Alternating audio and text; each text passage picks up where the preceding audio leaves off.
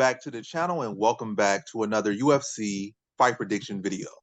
In this video, we'll be breaking down or predicting the four-card fights for UFC Fight Night, Almeida versus Ruiz. But before we get into the four-card predictions, we're going to do some recaps, some talking about, last week's card, predictions or whatnot, the results, and then we're going to jump to this thing. And another thing, I just thought of like mid-video, we could talk about Ngannou as well. Ngannou, that was big for him. It might not be MMA, but that's what MMA legend, still lineal heavyweight champion. So probably mention him a little bit.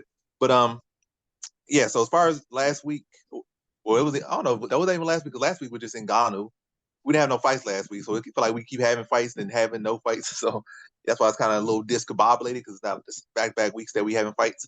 But yeah, I believe I went like 7-4-1. I think I don't know. I feel like actually might have been more fights that fell out than that. It might have been 2 fights. Yeah, I just feel like a lot of fights fell out on the card. Yeah. It was I believe Javid Bashra and the Magomed Ankalaev fight. Both of those were no contest. Yeah, both of them. Yeah.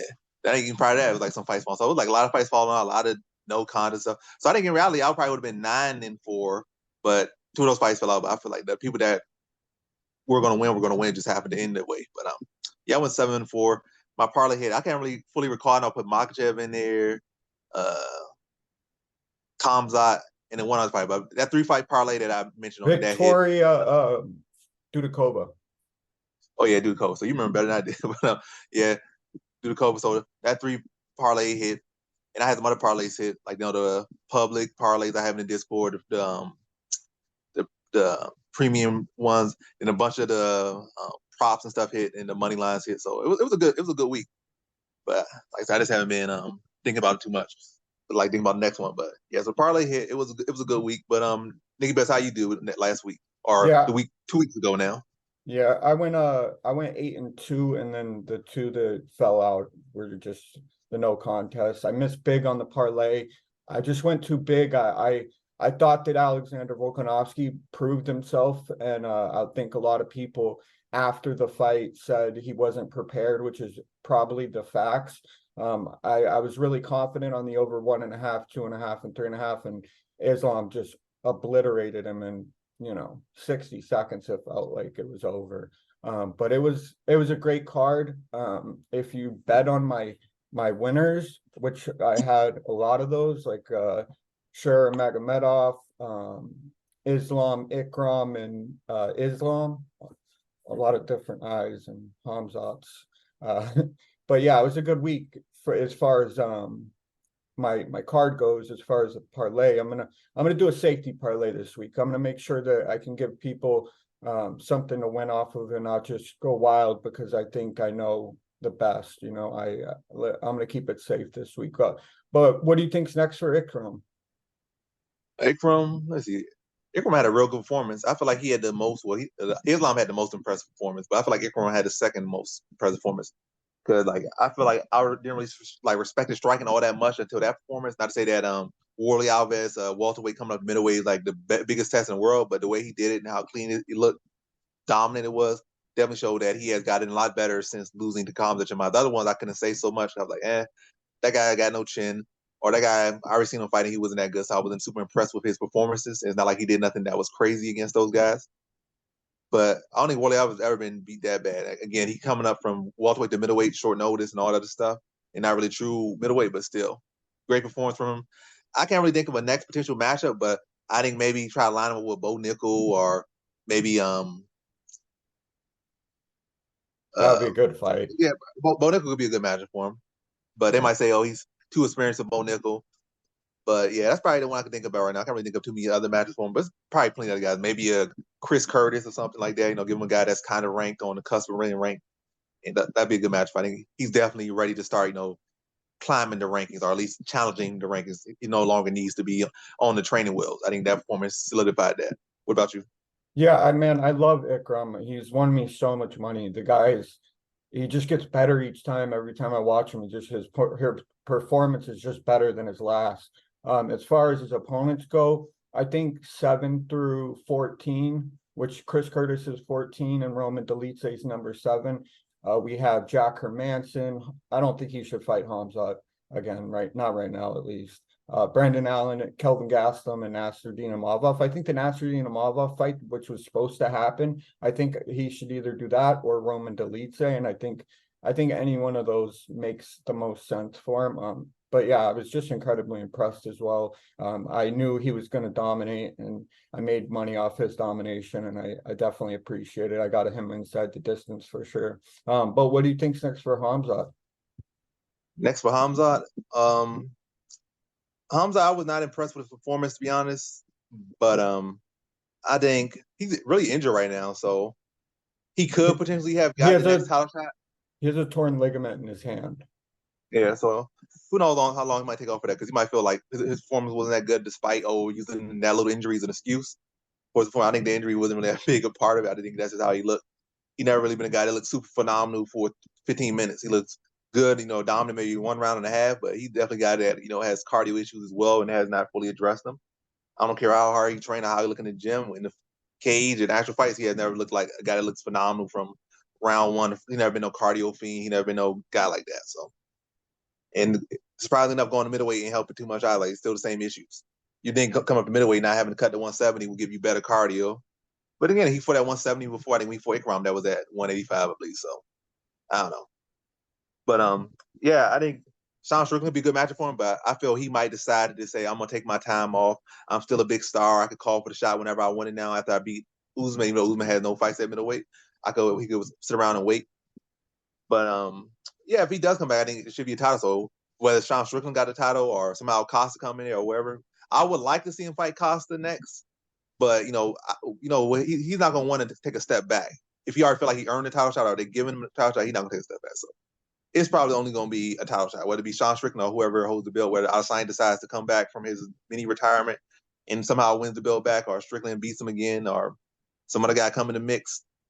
His next fight going to be a title shot. How you feel? Well, Izzy said he's taken like 3 years off, so I just can't even imagine putting Izzy in the line to fight Khamzat.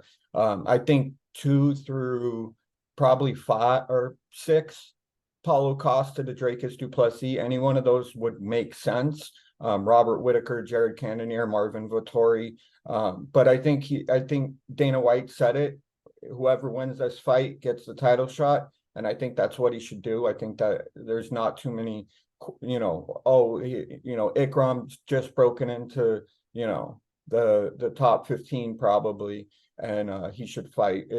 Khamzat has earned his title. I think you're absolutely right. I think that he's more like an Ilya Topuria situation where Ilya's done his work, Khamzat's done his work. They're just going to wait out the time until they can fight for the belt. But what do you think's next for Islam after that performance?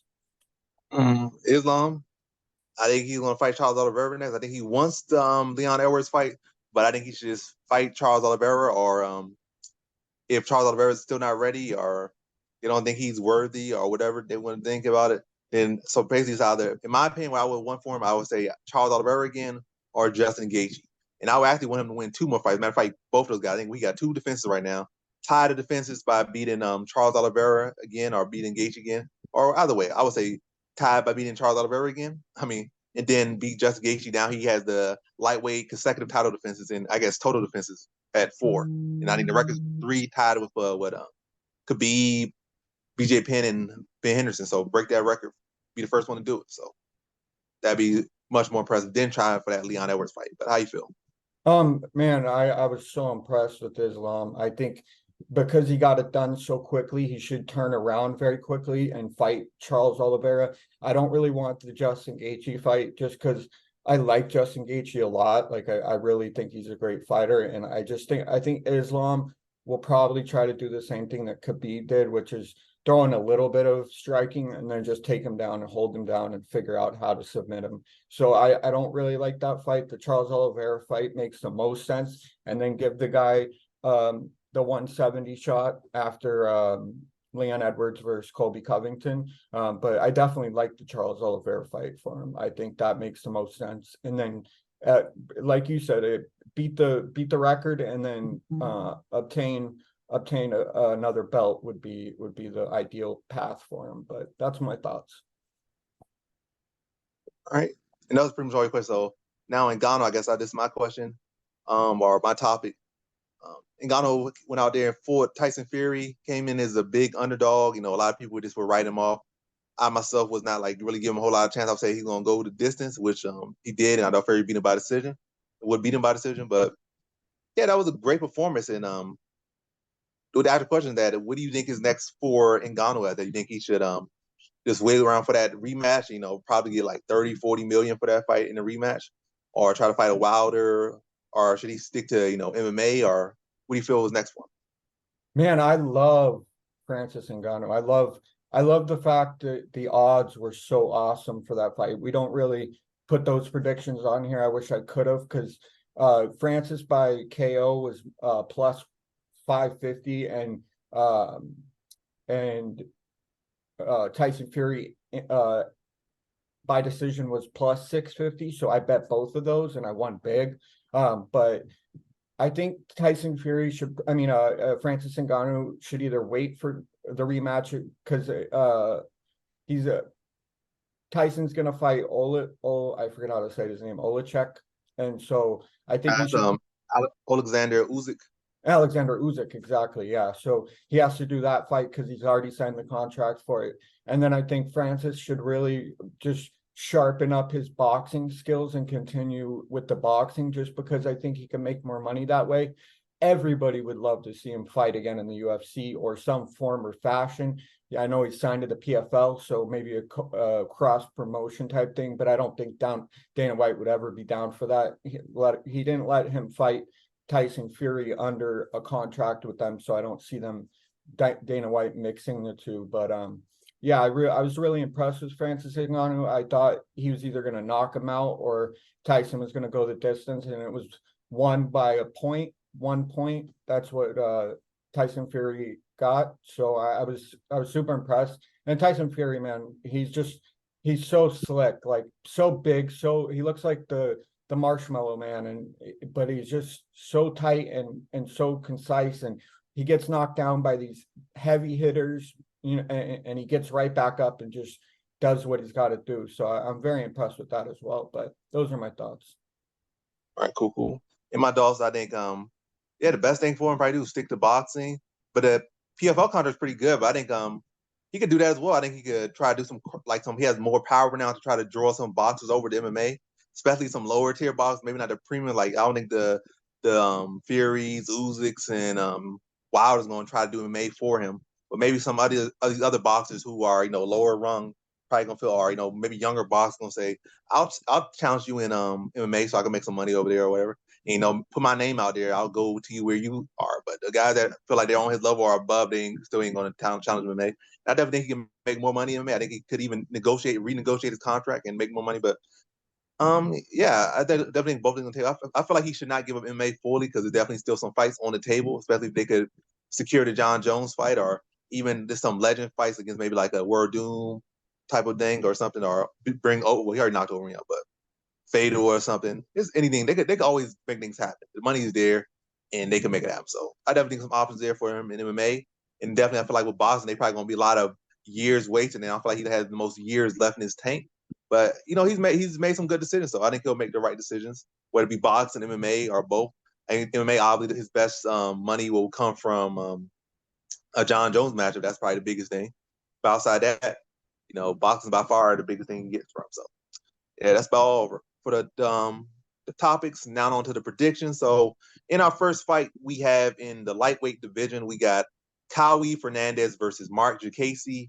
And how I feel about this one right here is I'm going Cowie Fernandes, low confidence, to beat Mark Diakiese. And the reality is there's just not a whole lot of tape out there on Cowie Fernandes, so it's not like you could say, oh, high this, low this, blah, blah, blah. Like not really a whole lot of this. But yeah, I'm going Cowie Fernandes. I feel like Mark Diakiese hasn't really had a good success rate against Brazilians, or he hasn't had a good rate. He does. Most of the losses have come by club and sub, and Brazilians are the premium, the best club and subbers in the world. And Cowie Fernandes comes from a good gym. He's one of like those mysterious fighters who's going to probably make himself present very, very quick in the UFC with this performance. Diakiese has a tendency to get in club and sub, and Cowie Fernandes is a well-rounded fighter. Has good BJJ, good striking. Probably going to catch Casey's attention very early, And, force Diakiese when he's panicked, he instantly goes to wrestling, instantly gives up a neck. And I'm thinking like a first round submission, Calvi Fernandes probably instantly puts the pressure on Diakiese and forces him into a wrestling situation, especially with Diakiese not really knowing who this guy is. I think he's gonna be too eager to shoot a maybe not the best takedown, a panic type of takedown. And I think Calvi Fernandes is going to take full advantage of that, lock in a submission and tap him out first round. How do you feel about this one? Yeah, so I was gonna go Cowie by decision just because I do have a lot of respect for Mark Diakiese. He's lost 2 of his last 5, and that's 2 in a row. He's definitely a solid striker. I'm pretty sure he used to kickbox, like he was very big in it. Not big name, but he was big into it. But it looks like he's been using his wrestling a lot, like you said. And I think in this fight, it's going to be a mistake. I think the younger, more, I wouldn't say experienced, but the person who's on the better trajectory.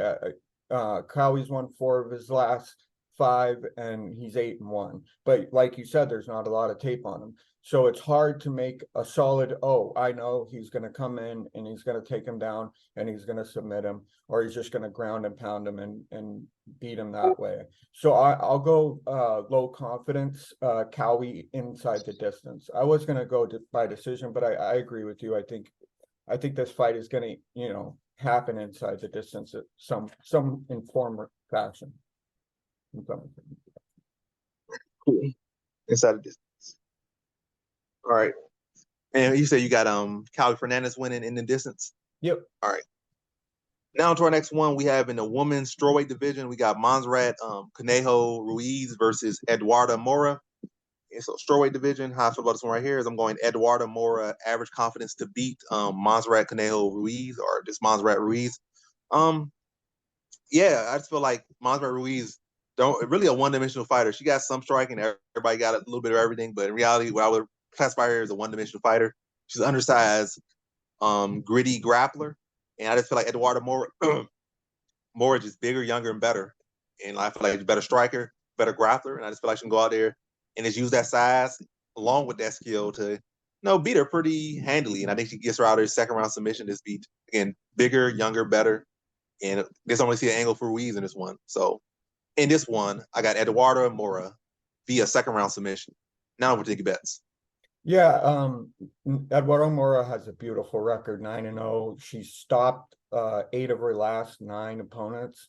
But my issue here is the -500. I don't really have an issue with her winning. I think like you said, it's pretty average confidence that she will win. But -500, it's just really heavy for me because you don't get a lot of bang for your buck, even if you do.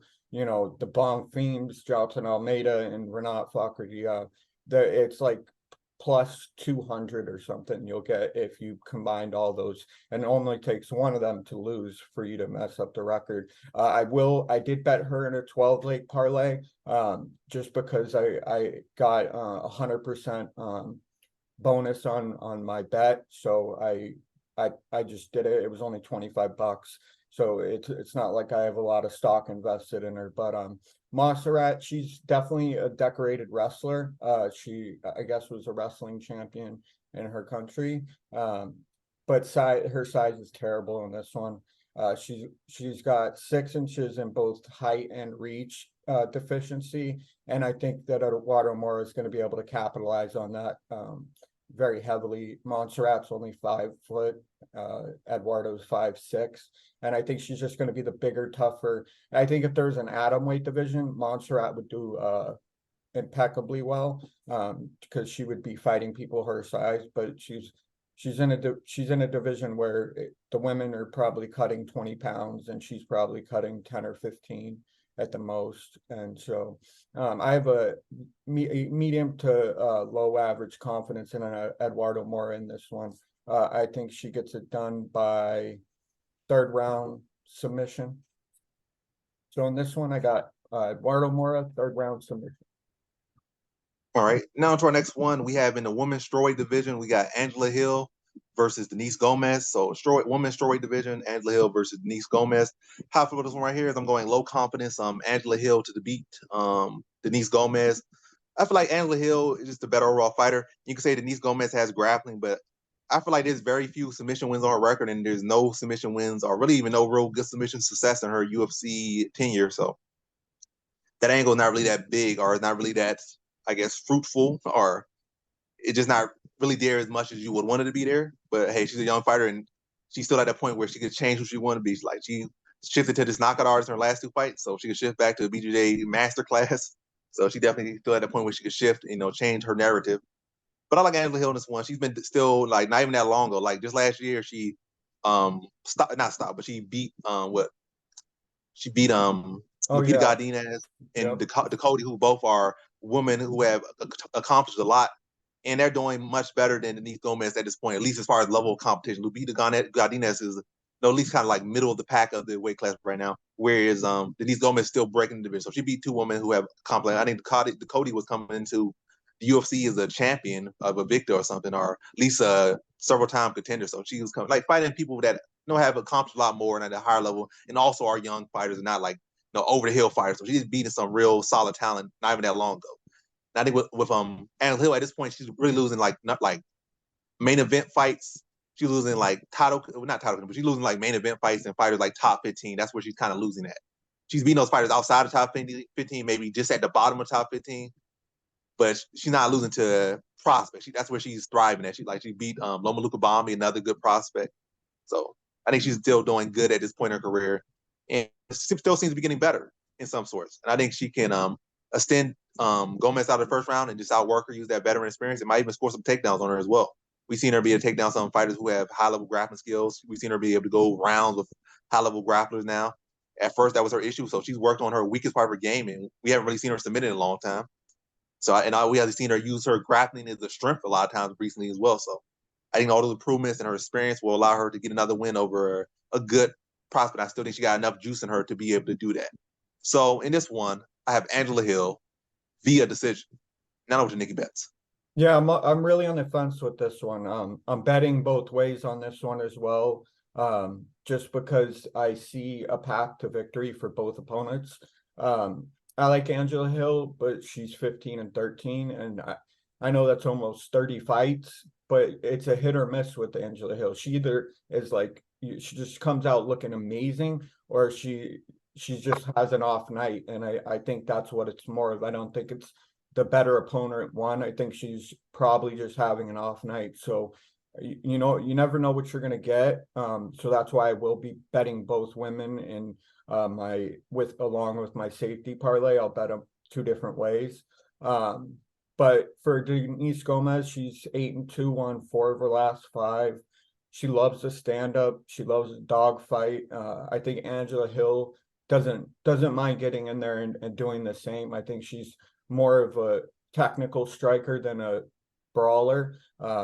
But I think this is going to be a really good fight. I think we're going to be able to learn a lot, and I'm definitely going to bet it both ways, but I'll go the opposite on this one. I'll take Denise Gomes by decision.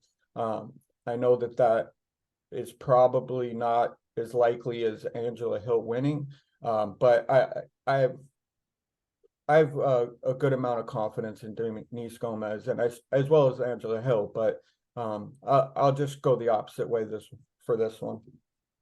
All right, cool. And she has more chances. Well, I guess I say she has more chances Gomes does. So right. All right. But it's a pick 'em, so it could really be a good bet for both parties. Yeah. All right. Now on to our next one. We have in the light heavyweight division, we got Vitor Petrino versus Modestas Bukauskas. And how I feel about this one right here. I'm going high confidence Vitor Petrino to beat Modestas Bukauskas. Bukauskas, hasn't really had a stellar performance in the UFC yet. No, he kind of minor upset. Maybe it was in a major upset, but he upsetted Tyson Pedro a little bit. And then last fight, he really lost, in my opinion. I picked against him to lose, and I feel he lose. It wasn't even a case of, I picked the other guy, so I was biased. I just watched the fight. He did not look good in that fight. Zach Paga was like kind of up there in age a little bit. And Also, Roy, like probably like a late starter who just don't have the talent, all that much talent, but a decent IQ, but limited skills, limited technique. And Zach Pago was out there touching and rocking him like just in every single round. And they're not like how Modestas Bukauskas sport did. He feel like he just was getting outworked and getting hit with the heavier shots. Well, he landed higher shots, but I feel Zach Pago landed, the more telling shots that he had the bigger moments in like just about every single round. So I feel like it was a clear enough decision for him, but I guess the judges had different plans for that fight. But the way he was getting tagged against Pogba, he can't afford to get tagged like that against Petrino, and I think Petrino will touch him early and often. I think he'll get him out in the first round. Yeah, that's feel like Bukauskas is just not gonna have the movement and not gonna deal well with the pressure or power of Petrino. I think Petrino just gonna run over him. So in this one, I got Vitor Petrino via first round TKO. Now over to Nikki Betts. Yeah, I like Vitor Petrino in this one as well. He's 9-0, also 5-0. He's definitely a great striker who can work his way up to his feet when he's trying to get when the person tries to take him down, and he can also be an aggressive grappler when he gets into position. I think he did like a Superman slam on his Contender Series fight. The guy tried getting him in I think a triangle, and he just picked him up and blew his head off. So I think he's definitely got a lot of power and a lot of grit. But I also do like Modestas Bukauskas. He is 15-5, but won 4 in a row. So I believe there's too many question marks in this fight. I do think Vitor Petrino wins. I'll probably bet on him just because of the odds. I probably won't bet on Modestas Bukauskas, but I do like both fighters. I think this fight is a huge test for Vitor Petrino, and if he passes the test, it'll give me a lot of confidence in the future against more skilled opponents. So in this one, I got Vitor Petrino by decision. All right, cool. Now to our next one.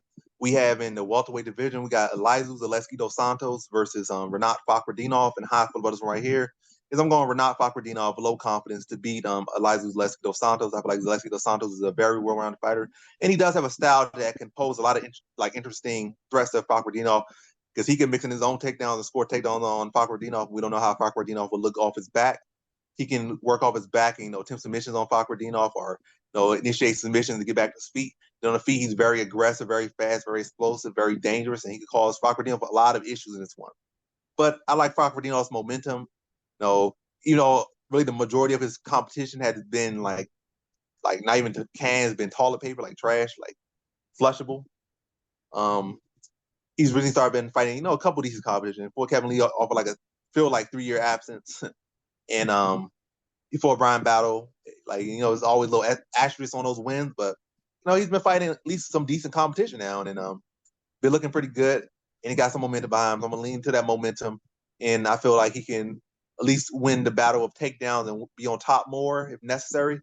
Then on feet, I think he can start a little earlier than Elizu. I think Elizu can be at times a slow starter, a little bit of a slow starter. And I feel like Rinat can take advantage of that slow start, get off to a quicker beat, and then when he needs to, he can mix in the wrestling to be able to corral Elizu and draw off his pace and draw off his timing and throw off his chaos a bit. And I think this will be a competitive, close fight, but I think Fakhretdinov gets it done in a decision victory here. So in this one, I have Rinat Fakhretdinov via decision. Now over to Nikki Betts.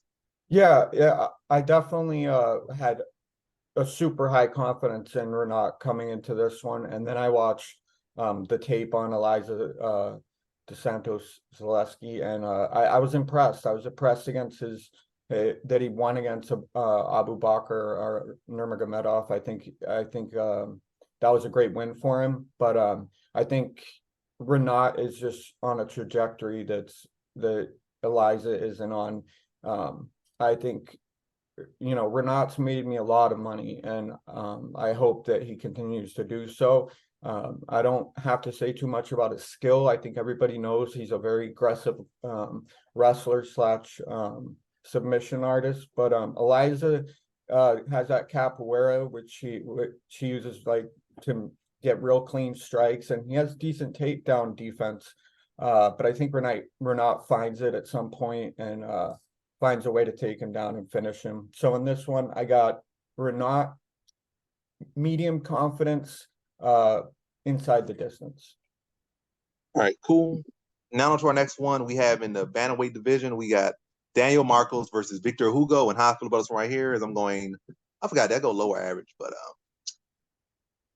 I'll go low confidence. Daniel Marcos to beat Victor Hugo. Victor Hugo is a kind of a wild card, and they are fighting in Brazil, so we don't know how much that's going to factor, whether it be judging or whether it be motivation or whether it be being closer to your home and stuff will affect. But this is an interesting matchup for sure. But it's judging based off their skill and not no judging potentially or hometown advantage or hometown bonuses or anything like that or hometown motivation. Yeah, I was just not impressed with Victor Hugo's last fight, to be honest. He got the job done, and the stats might look like it was close, and like he just was close round, and then he just got it done. But when you really watch the fight, I feel like his opponent was the more composed fighter, was getting the better of the positions, but his opponent made a bad mistake by, having his back and then going to keep feeding his leg between his leg, which opened up the knee bar that ultimately ended the fight instead of just like keeping your leg on the outside a little bit, or maybe just really just avoiding that position in general. Maybe kind of just weighing on him a little bit in that position, but not feeding your leg through. Not really trying to initiate a takedown as much, but just trying to weigh on him a little bit. Probably do some little toe stomps, a little bit, knees to the body, elbows to the body or something. Just like mixing little shots, but instead of trying to, really trying to go for any type of grappling against him. Because, again, that's where his, I guess, best attributes are on the ground, submissions.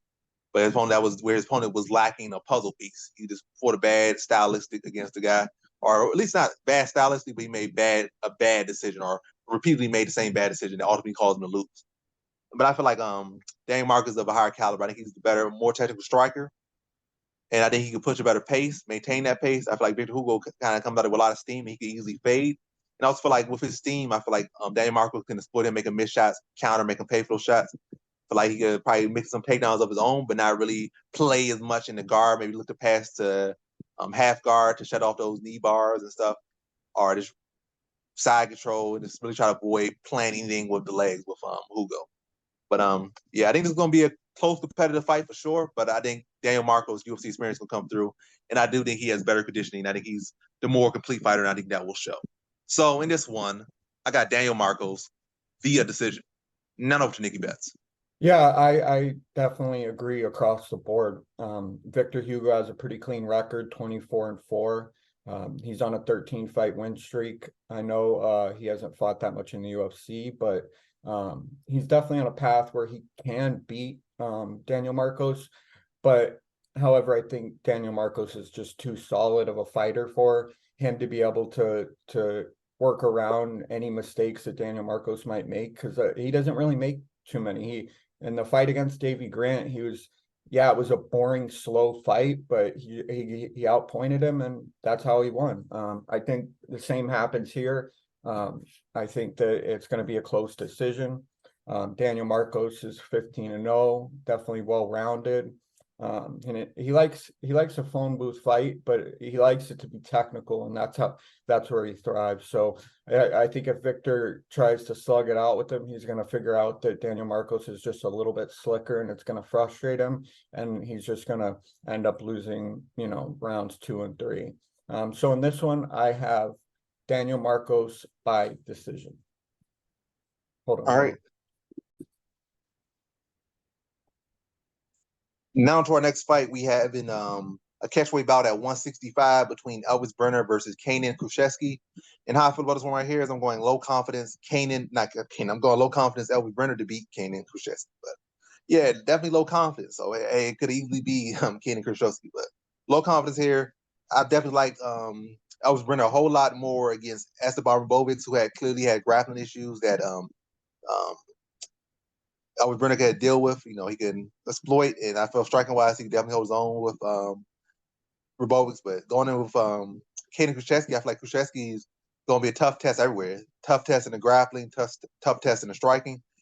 But yeah, very dangerous lightweight here. Big lightweight, a skilled lightweight, talented in every single aspect of it all. Athletic, good striking, good grappling. This guy's a problem.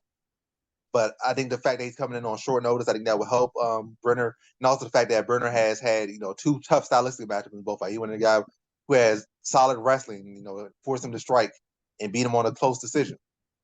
Then he went in there with Guram Kudalaze, who has, a BJJ black belt, good wrestling defense, good grappling, supposed to be a much more technical striker. Huh? Trains a trains and ton. cons up. Yeah, all that stuff. So he went in there with, I guess, tough tests in both his fights. And I think full training camp, coming off 2 fights that were tough tests and finding ways to win. I feel like that's going to help him coming in with Kruschewsky, who's, getting his feet wet in the UFC. Like, he might have a contender series win, but he's taking a big step up in competition, short notice, another Brazilian in Brazil, and Brenner, who has, he has earned his stripes in the UFC. So I think Brenner will be able to edge this one. I think this will be a very close fight. I think actually Kruschewsky going to look very good in the first round and probably going to pull off the upset.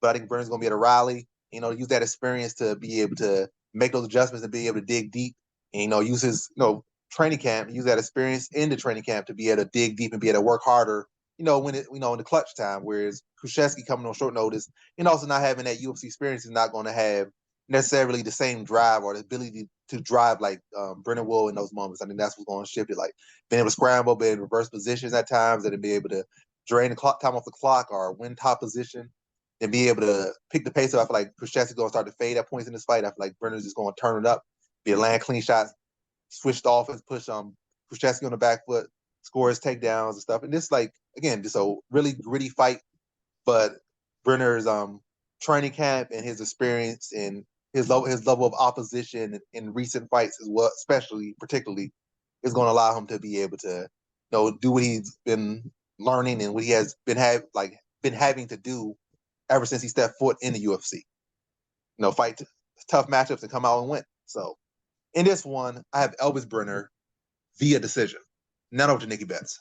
Yeah, I didn't know about this fight until you let me know beforehand. I thought because Elvis Brenner was supposed to fight Esteban Ribovics that I knew what I was gonna say in that. And in this one I wasn't very familiar with Kruschewsky, but I do remember him fighting in the Dana White's Contender Series. I do remember that now, and he did very well. But he, like you said, he's fighting Elvis Brenner, and Elvis Brenner is the Guram fight got me because I bet on Guram in that one, and it bit me in the rear end. So I definitely am not going to doubt Elvis anymore. I'm not going to even give it a inkling of a shot that he might lose because he fights with the shootbox guys. He fights with champs like Charles Oliveira, and he's one of the really good shootbox guys. There's a few shootbox guys that are so, and then there's ones that are, almost top tier.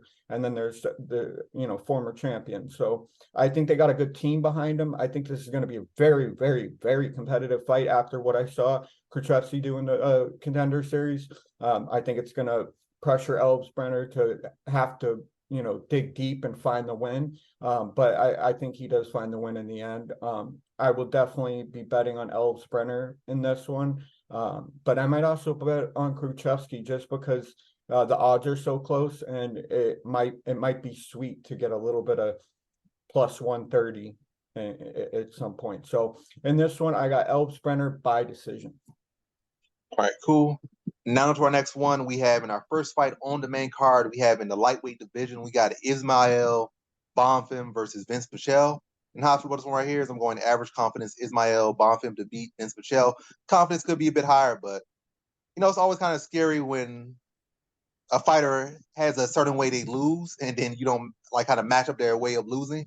Even if you're supposed to win and stuff and you're the favorite and stuff, a lot of times when guys have a pattern of losing, they seem to be pretty stubborn to lose any other way. And Vince Pichel, even though he's been inactive a lot of years, coming back, leaving. I think he only lost 3 times. He hasn't probably fought 7 times, only lost 3 times. But yeah, all 3 of his losses have been to wrestlers. He has always lost to wrestlers, like Rustam Khabilov. He lost to Gregory Gillespie, and I'm forgetting the last guy he lost to. But all 3 wrestlers, that's why he always loses. And Bonfim might be a good counter wrestler and a good all around fighter, but he's not really necessarily a great offensive wrestler. But yeah, is a little bit airy. But outside that airiness of that, I do think Ismael Bonfim is a better fighter. He's younger. He's a more technical striker. I think he's a better grappler than Pichel.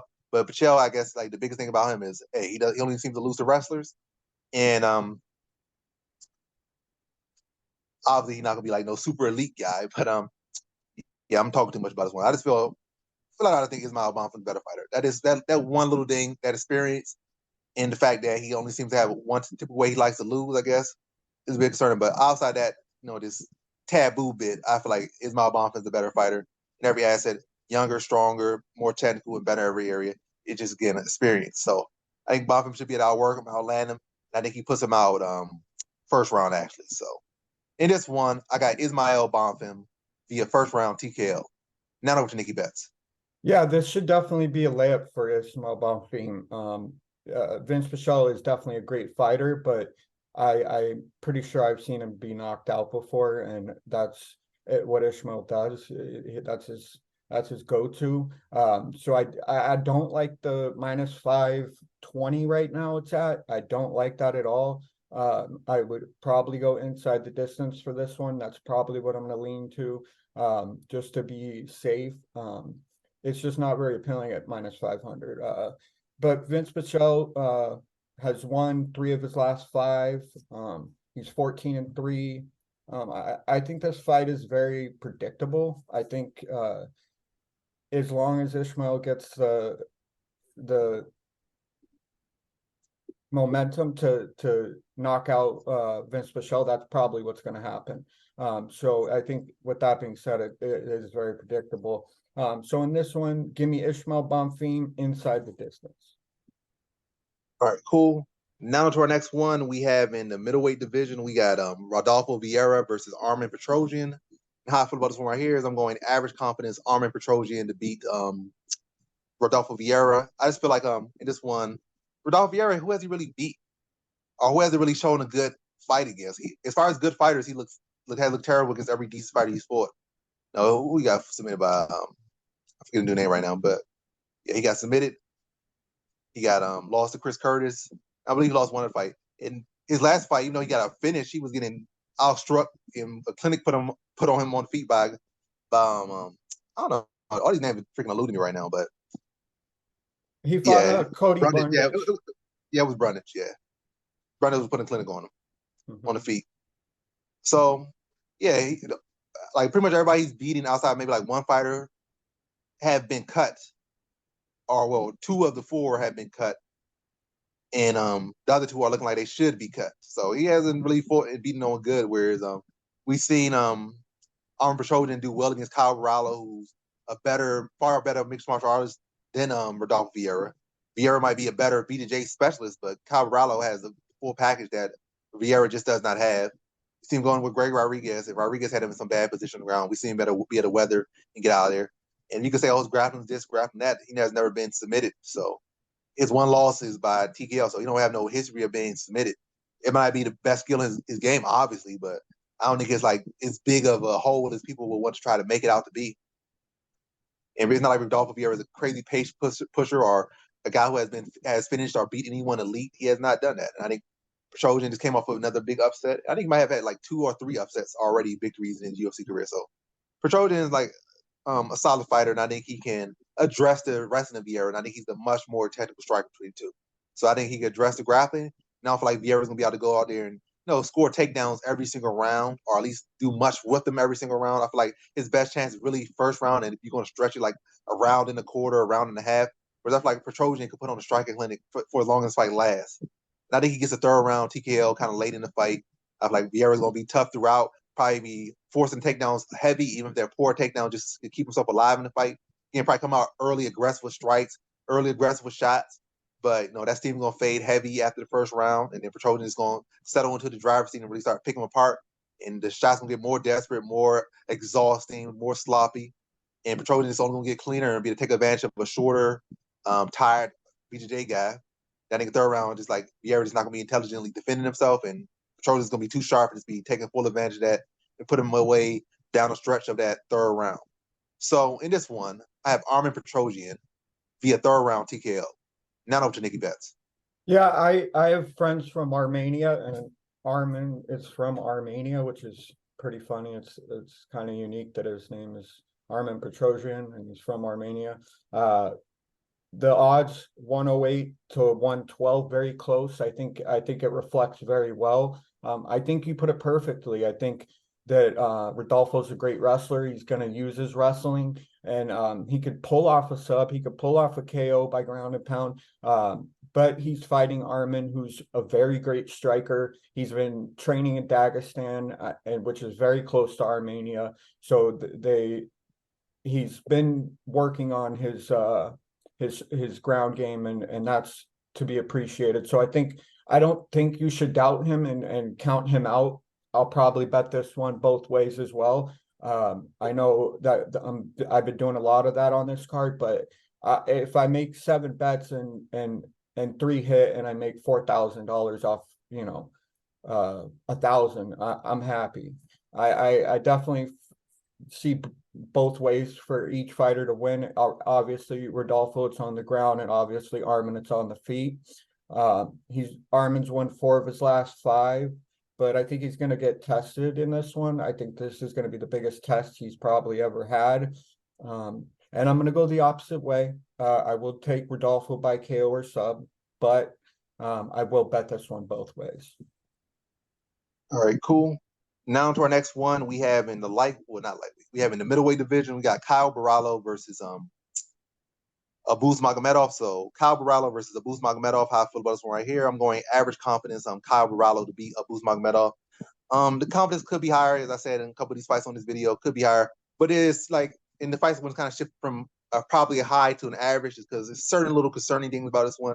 And really the concerning thing about this one is Abus is a pretty decent striker. He looked pretty good against Sean Strickland through 1 round. And he does have a solid wrestling background, so he could use that wrestling and defense to keep Kyle Borralho on the feet, which could make things a little bit interesting. And it's also like Kyle Borralho is not really like this cardio fiend who could shoot 100 takedowns and still be fresh. Kyle Borralho, even shooting probably like 5 takedowns, would probably be exhausted. So Kyle Borralho ain't like really a cardio machine either. So both of them have had cardio issues. Obviously, Abus has had even bigger cardio issues. So you got to give Borralho the cardio advantage in this one, but not by a whole lot or as much as you would love to have in this one. But yeah, I think Kyle Borralho is the better overall fighter. It's just some concerns stylistically that this could be one of those type of upset type fights. But I think Borralho should be to pull it out. And I think even when we look at his contender series fight, he used his striking much more. I feel like in the UFC he's been using his grappling a whole lot, but his striking looked pretty sharp, outside the UFC on the contender series in both showings. But I think he kind of fell in love with the wrestling. But I think he'll be able to use his full skill set, especially if he feels the takedowns aren't there as much early. I think he'll be able to set up with his hands and his feet and his striking to be able to set takedowns up later, and also really to exhaust Abus Magomedov. And also there's advantage the fact that he's coming in on a training camp and Abus is coming on short notice. So Abus already having bad cardio issues, then coming on short notice, that will only help Kyle Borralho. But again, I think he'll be able to set up with his hands to later get the takedowns or get easier takedowns later on. Take Abus out the first round, and really wear him down the first half of the second round, then put him away in the later half of the second round via submission. So in this one, I got Kyle Borralho via second round submission. Not over to Nikki Betts. Yeah, we had a conversation about this one. I sent it to you as a proposition for one of my safety parlays, and you told me that you got to watch out for Abus because he can wrestle, and his cardio is terrible. Like just what happened with Sean Strickland. I bet on Abus in that fight, and I'm embarrassed because it definitely wasn't. I think Abus's best performance. I think he has 25 fights, won 120. I mean, he's won 25 fights, lost 5. But I guess Sean Strickland's now the champ, so we know that he definitely lost to a game opponent. But as far as Kyle Borralho, he has great wrestling, and BJJ, he's an okay striker. But I think the fact that he trains with Hamzat, who now is the best in the world, in my opinion. I've loved Hamzat since the beginning, so I'll always throw him out there if I can. But I think Abus can, if he can stay consistent and not empty his gas tank, which is very low, he might be able to have the upset. But I think that he has a lot of experience, but I just don't see him winning this one. I'm betting both ways on this one as well, but if I were to say who's going to win, I'm going to say Kyle Borralho. I'm going to bet on Kyle Borralho. I just think there's a little juicy money on Abus's plus 235. I think it's not a bad game. Also probably over 1.5 will probably be live, but yeah, in this one I got Kyle Borralho via third round submission. All right, cool. Now to our next one. We have in the heavyweight division, we got Rodrigo Nascimento versus Don'Tale Mayes 2. These two fought before, and Rodrigo Nascimento made easy work of him the first time. But coming to this one, my confidence level will be low for Rodrigo Nascimento. He has come off like, 2 split decision wins or something, maybe even 3. He has not been looking exactly phenomenal in none of these fights. Don'Tale Mayes hasn't been looking phenomenal either, but he's coming off a win over Andre Arlovski, where he got like his first stoppage win. So, yeah, I'm not really sure how to feel about this one too much. And people say, oh, Don'Tale Mayes got power, or Don'Tale Mayes is this and that. But Don'Tale Mayes, up until his last fight, I don't think he had a single drop, and he had like at least 7 UFC fights. And not a single drop, not a single knockout, let alone a single drop. So the guy wasn't really known for power. And I'm not sure it's just that win's gonna motivate him to become more of a knockout artist or what. But yeah, it is what it is. I gotta go Rodrigo Nascimento here. I feel, not a whole lot of confidence, but I do feel like he has more threats. I feel like Mayes is more of a decisionator. I can't really trust a knockout threat from him off just based off one knockout over like a 50-year-old veteran. So I think Nascimento's gonna be able to take him out of the first round, drag him to the mat, and then sub him in the second round. So in this one, I had Rodrigo Nascimento via second round submission. Now over to Nikki Betts. Sorry, boys, I'm out of breath. I have to plug a computer in. So Rodrigo Nascimento, 10-1, won 3 of his last 4. Started off as a -400, now -175. I like that a lot. I will bet that. I'll bet it in a parlay. It won't be a part of my safety parlay, but I'll definitely use it. I'm a little bit out of breath because I was running around. Hold on. Deep breaths. He's fighting Don'Tale Mayes. I definitely think it's an easy fight if Nascimento can get the takedowns. He won the first time around 3 years ago, I believe, something like that, 3 or 4. But give me Nascimento over 1.5 or by decision. I think it's pretty safe. All right, that's your prediction and bet for this one. So Rodrigo Nascimento in the distance, well, not in distance. Decision, Rodrigo Nascimento. Decision, Nascimento, and I will bet the over 1.5 as well. All right, cool. Now to our co-main event, we have in the welterweight division, we got Gabriel Bonfim, not Ismail. We got Gabriel Bonfim, the bigger, younger brother, versus Nicholas Dalby. And how I feel about this one right here is I'm going high confidence, Gabriel Bonfim to beat Nicholas Dalby, and also high confidence to beat him in the distance. We have seen Nicholas Dalby in a now no contest fight get submitted in the first round by Jesse Ronson, who's like was Justo's mini lightweight who came up to welterweight, I guess, on short notice and was able to hurt him and sub him in the first round. Yes or no contest, but I think Gabriel Bonfim better than any version of Jesse Ronson, juice or no juice, bigger and much more skilled, much more talented, and younger, and all those other things. Anything you could say in this one. Nicholas Dalby's a solid veteran. He has a well-rounded skill set. He can give anyone, he not anyone a good test, but he has skills that can, hold up in all areas. Like as far as MMA, he can hold up in the grappling, can hold up in striking. Has good IQ, good cardio. He's a well-rounded fighter. But I think Gabriel Bonfim just his time right now. He's a very talented fighter. I think he's going to rise up to the top 10 at the very least. And I think this is going to be another just stepping stone in the way. And I think he gets it done as he has been getting done all these other fights, first round submission. I think he's able to hurt Dalby. I think he's able to put him away first round via submission. So in this one, I got Gabriel Bonfim via first round submission. Now over to Nikki Betts. Yeah, I definitely think Ishmael is a safety bet in this one. I'm going to bet him inside the distance and also under 1.5, just because I think his record is 80% submissions, 20% by TKO, 0% by decision. And his average fight time is only 2 minutes and 5 seconds. Like most fighters, they're 7 or 8. This dude only has 2. So I gotta equate that into my bank of knowledge as far as what I think of Ishmael Bonfim and what I think he should do. Like his brother, I think this should be another layup on the card. I believe Dalby will challenge Bonfim at some points, but Nicholas Dalby is a decent fighter. He's a good average fighter fighting a great talented fighter. So that's kind of what I see as this fight being. I don't think that Nicholas Dalby at all will just lay down and let Gabriel take him, but I think Gabriel will work for it and get it done. So I definitely have Bonfim inside the distance, and I got Bonfim under 1.5. All right, cool. Now to our next one. We have in the heavyweight division in our main event, we got Jailton Almeida versus Derek Lewis. Derek the Black beats Lewis, and how I feel about this one right here is I'm going high confidence Jailton Almeida to beat Derek Lewis. There's some concerns. Derek Lewis is a wild card. He come out with flying knee, knock him out, overhand, uppercut, front kick, who knows, spinning back kick, jumping switch kick. He can surprise you. So Derek Lewis definitely not no one to sleep on. But Jailton Almeida just seeming like it's his time, and he definitely the more well-rounded fighter.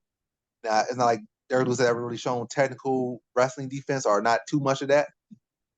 And I think it's gonna be some early issues, maybe through the early first minute or two. But I think once beyond that first 2 minutes, I think Jailton Almeida is gonna be to set up his takedown, drag him to the mat, look to work, and then be able to find that submission and tap him out first round. So in this one, I got Jailton Almeida via first round submission. And now over to Nikki Betts. Yeah, man, Jailton Almeida, I definitely think he's the best wrestler / Brazilian jiu-jitsu in the heavyweight division right now. I think Tom Aspinall is definitely a great counterpart to maybe beat him if he can beat Sergey Pavlovich. So I do like that fight, but I see this one, two heavyweights inside the distance, a very easy play for me. It's either Derek Lewis gets his flying knee, like you said. I actually wrote that one down as well, or he gets a lucky KO, which I don't think Jailton Almeida will allow to make that mistake, because Derek Lewis is just so dangerous with his hands, and even we found out with his knee. But yeah, so in this one, it's going to be part of my safety parlay. I'm going to do inside the distance, but I'm going to do another play of Jailton Almeida inside the distance. All right, cool. So that wraps up the predictions. Now to the parlays, my parlay and Nikki Best's potential parlays. But I'm going to start off with my singular parlay. So my parlay will include in the distance in the Almeida Lewis fight. So the fight won't go the distance. In the distance, or a fight doesn't go the distance. However you want to type it up, however you want to play it on your betting app or betting site or your casino. So first one, Almeida versus Lewis, inside the distance. Then the second one will be along that parlay will be Gabriel Bonfim in the distance. Then the third one on that one will be Fernandes inside the distance. And then the fourth leg of that parlay will be, let me see, who's the fourth one? I was already thinking about the fourth one. The fourth one will be Eduardo Moura. So that would be the fourth one. So the four things are Fernandes inside the distance, Eduardo Moura money line, Gabriel Bonfim inside the distance, and Almeida versus Lewis doesn't go the distance. So that's the four things. So once again, Almeida versus Lewis doesn't go the distance. Gabriel Bonfim wins the fight inside the distance. Fernandes wins the fight inside the distance, and Eduardo Moura money line. So that's my four pick parlay. Now Nicky back with his parlay. So yeah, in this one I got Renat over 1.5 between him and Elijah dos Santos Zaleski dos Santos. Renat's average fight time is 10 minutes and 18 seconds. Elijah's is 12 minutes and 21 seconds. So I think it's a very safe bet, over 1.5, not any money line on that. I didn't want to go big this week, but I'm gonna try and make it happen. Elves Brenner and Kanya and Khrushchev. I probably will go over 1.5 as well. That'll be one of my bets. And then Ishmael Bonfim, Gabriel Bonfim, and then Jailton Almeida. That fight I will do inside the distance. So my whole parlay is Renat, his fight over 1.5, Elves Brenner over 1.5 for the fight. Ishmael Bonfim, Gabriel Bonfim, and Jailton Almeida, that fight to go inside the distance. All right, solid. And that wraps up your parlay. Yes, sir. All right, and that wraps up the video. Thanks for watching. Like, comment, and subscribe, and come back for more videos. Peace.